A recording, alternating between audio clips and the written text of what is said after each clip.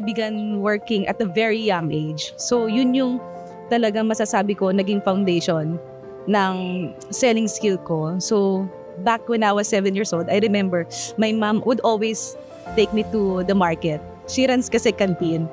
So there, tumutulong na ako. At a young age, 7 years old. So nagtitinda na ako, nagsasandok na ako ng pagkain, nagsusukli. I interact with a lot of customers.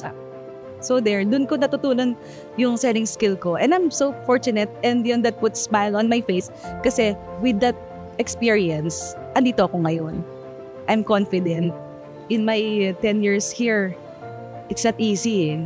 So marami kang ma-encounter na adversity, na obstacle.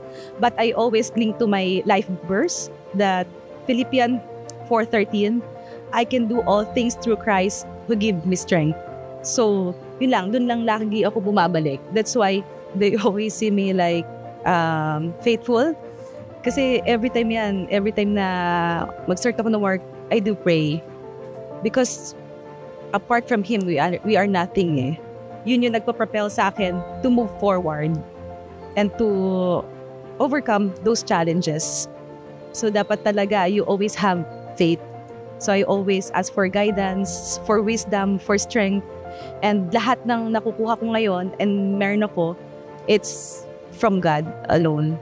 Yeah, I'm so grateful to Ayalan Premier because ito yung naging channel of blessing for my family. Dami ako natulungan. I have been here for 10 years eh. So selling is my second skill. I can sell, but of course, yung mga nakapaligid sa akin, I want to help them. Nag-dream din yan. May mga purpose din sila. So I want to be part of them and help them para ma-achieve yung goals and dreams nila. I want to be channel of blessing.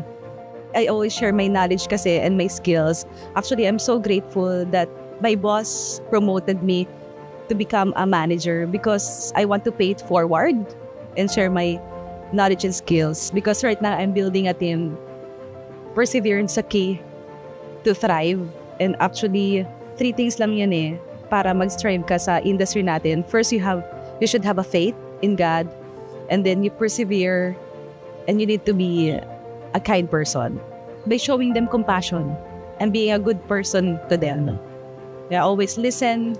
I always give advices. I always find time for them whenever they needed me. So yun talaga yun eh. Kasi pag nagmahal ka, dapat yung time mabibigay mo sa kanila. I'm passionate with my family talaga. With my family. So, outside of work, I make it a point that I've spent time with them all the time. Because, time flies eh. Ang bilis lumaki ng mga anak ko. So, yeah. And lagi sinasabi ng parents mo na matalino ka. Malakas ka. Kaya mo lahat. Basta mag-pray ka lang lagi. And all things will fall into its places. I will tell them na natupad ko na yung pangarap mo sa amin. Before kasi, we don't have our own house to call. We don't have cars. Nangangarap lang tayo ngayon. Natupad na. And I'm so grateful kay Ayalan Premier because naging game changer. I am Ann Pastor Baldago of Salcedo Division. I am a wife, I am a mother, and I am a manager. And I am geared for greatness.